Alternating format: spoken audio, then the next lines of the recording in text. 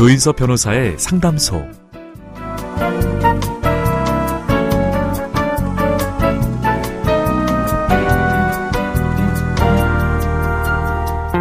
정리정돈 잘하는 편이신가요? 정리정돈은 필요한 물건과 필요 없는 물건을 구분하는 것부터 시작한다고 합니다. 그런데 스스로 하기엔 의외로 에너지 소모가 커서 정리정돈 컨설팅을 받기도 한다는데요. 사람의 일도 마찬가지겠죠. 혼자 정리하기 어려운 일이 있다면 누군가에게 도움을 받아보셔도 되지 않을까요? 오늘도 당신을 응원합니다. 조인섭 변호사의 상담소, 지금 바로 문을 열겠습니다.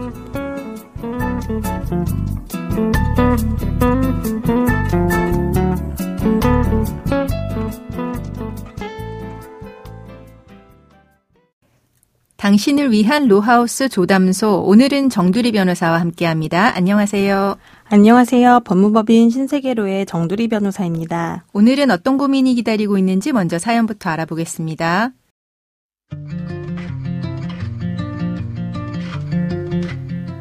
남편은 대대로 손이 귀한 집안의 외아들로 태어났습니다. 그런데 저희 부부에게 아기가 찾아오지 않았고 결혼 10년 만에 시험관 시술로 어렵게 아이를 가졌습니다. 저는 출산하자마자 육아휴직을 했고 하루하루 행복했습니다. 육아에 온 힘을 다해서 그런지 남편과의 관계는 점점 소원해졌습니다. 그러던 어느 날이었습니다. 남편의 옷을 세탁하려고 주머니를 비우다가 어느 호텔 식당 영수증을 발견했습니다.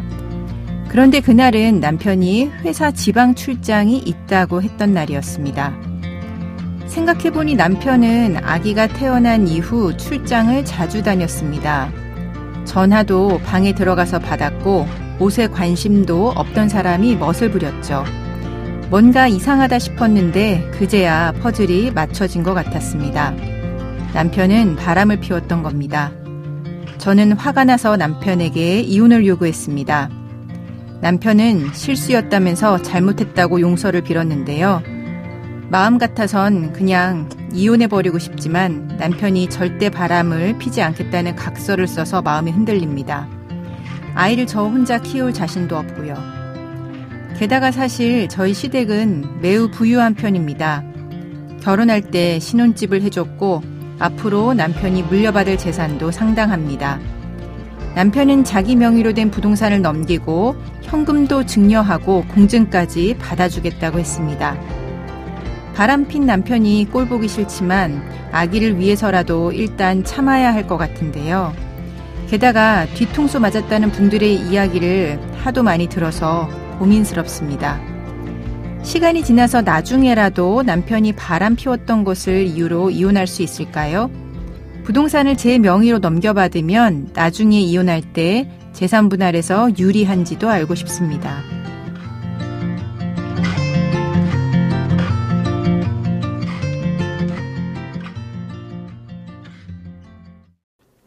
네, 사연을 보면 아기를 육아하는 동안 부정행위를 한 남편과 지금 당장 이혼하고 싶지만 아기가 어리고 또 남편이 물려받게 될 재산이 상당해서 일단은 참고 계신 것 같은데요.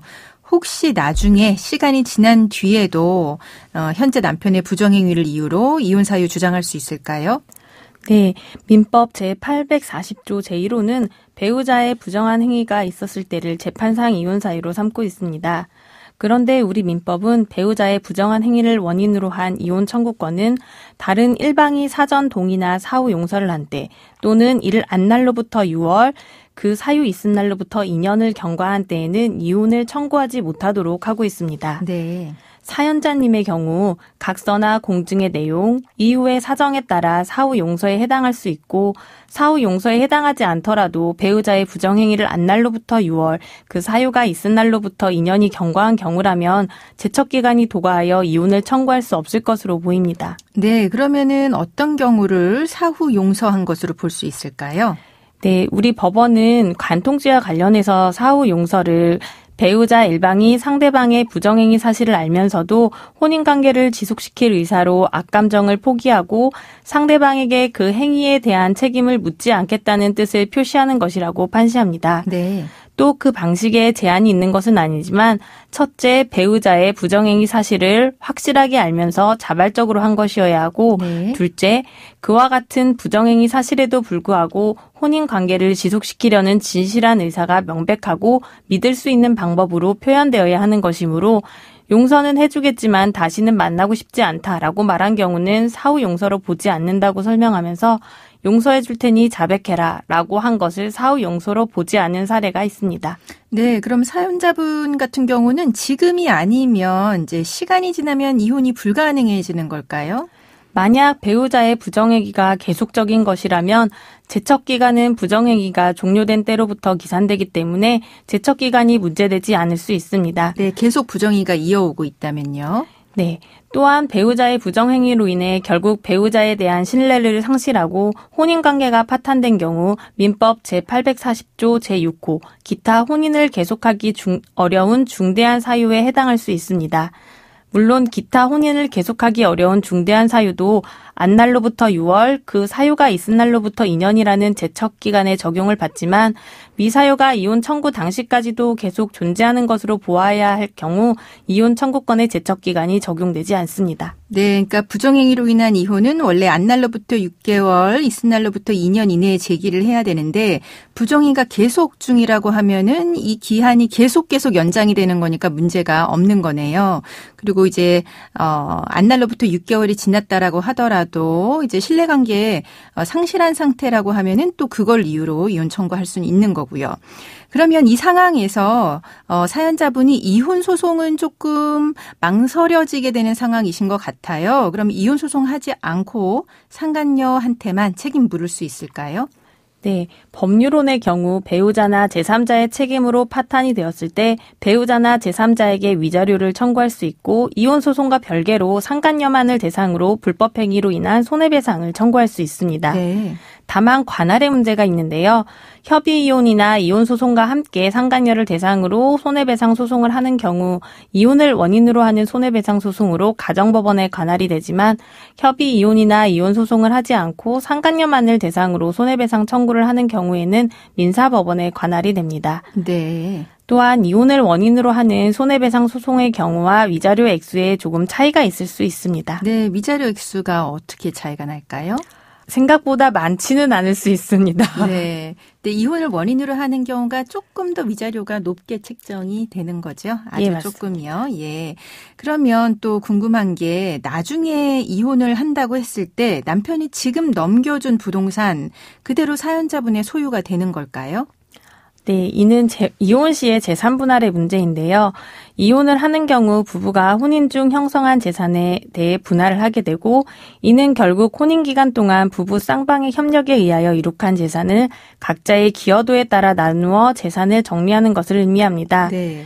우리 법원은 이혼으로 인한 재산분할 청구권은 이혼이 성립한 때에 비로소 발생하는 것으로 협의 또는 심판에 따라 구체화되지 않은 재산분할 청구권을 혼인이 해소되기 전에 미리 포기하는 것을 성질상 허용하지 않습니다. 네, 발생하지도 않은 권리를 포기한다는 거는 있을 수가 없다는 거죠. 네, 그래서 아직 이혼하지 않은 당사자가 장차 협의상 이혼할 것을 합의하는 과정에서 이를 전제로 재산분할 청구권을 포기하는 서면을 작성한 경우 부부 쌍방의 협력으로 형성된 공동재산 전부를 청산 분배하려는 의도로 재산분할 대상이 되는 재산액, 이에 대한 쌍방의 기여도와 재산분할 방법 등에 관하여 협의한 결과 부부 일방이 재산분할 청구권을 포기하기에 이르렀다는 등의 사정이 없는 한 성질상 허용되지 아니하는 재산분할 청구권의 사전 포기에 불과할 뿐이고 쉽사리 재산분할에 관한 협의로서의 포기 약정으로 보아서는 안 된다라고 판시한 적이 있습니다. 네, 그러니까 실제로 이혼에 이르지 않은 상태에서 재산분할 포기하겠다라고 한 거는 그런 약정은 이제 효력이 없다는 거네요. 심지어 공증을 했어도요. 예. 사연자분 같은 경우 어떻게 될까요? 네, 사연자님의 경우 배우자가 부정한 행위가 발각된 직후 각서나 합의서를 작성하여 공증을 받았다고 하더라도 배우자가 이혼 전 재산분할을 포기한 것으로는 볼 수 없고 결국 나중에 이혼할 때 내 명의의 부동산이 이혼할 때 재산분할 대상이 될 것으로 보입니다. 네, 그러면 이제 마지막으로 남편이 지금 대대로 손이 귀한 집의 외아들입니다. 그리고 지금 두 부부 사이에 이제 아이가 있는데요. 유책 배우자에게 친권 양육권 빼앗길 위험이 있을까요? 이혼 소송에서 배우자 일방이 부정행위를 하였더라도 자녀의 친권자, 양육권자가 될 수 없는 것은 아닙니다. 법원에서는 자녀의 친권자, 양육권자를 지정할 때 자녀의 복리와 안정을 최우선으로 하고 있고 폭력 등 자녀에게 해악이 되는 경우와 달리 부정행위를 한 배우자라도 부모로서의 역할에는 충실한 경우도 있기 때문입니다. 네. 다만 보통의 사례에서 보면 부정행위를 하는 배우자의 경우 자녀에게 소홀한 경우가 많고 혼인 파탄의 책임도 있기 때문에 친권, 양육권 다툼에 전혀 무관한 요소라고 보기는 어렵습니다. 네, 그럼 지금까지 상담 내용을 정리해보자면 원칙적으로 배우자의 부정행위를 이유로 한 이혼은 안날로부터 6개월, 있은 날로부터 2년 이내에 제기를 해야 됩니다. 다만 이제 이런 부정행위가 계속된다면 그 제척기간은 부정행위가 지속된 만큼 계속 뒤로 밀려나서 현재 상황에서는 문제는 안 되실 것 같고요. 그리고 사연자분 같은 경우는 이혼 소송을 하지 않더라도 상간녀에게 손해배상 청구할 수가 있습니다. 그리고 재산 같은 경우에는 배우자가 부정행위로 인해서 이혼 전에 재산을 넘겨준 경우라고 하더라도 일단 이혼 시 재산분할 대상은 되고요. 다만 기여도에서 이제 참작이 됩니다. 지금까지 정두리 변호사와 함께했습니다. 네, 감사합니다. 조인섭 변호사의 상담소는 유튜브를 통해서 다시 듣게 하실 수 있습니다. 궁금한 점이나 건의할 사항이 있으면 댓글을 달아주세요.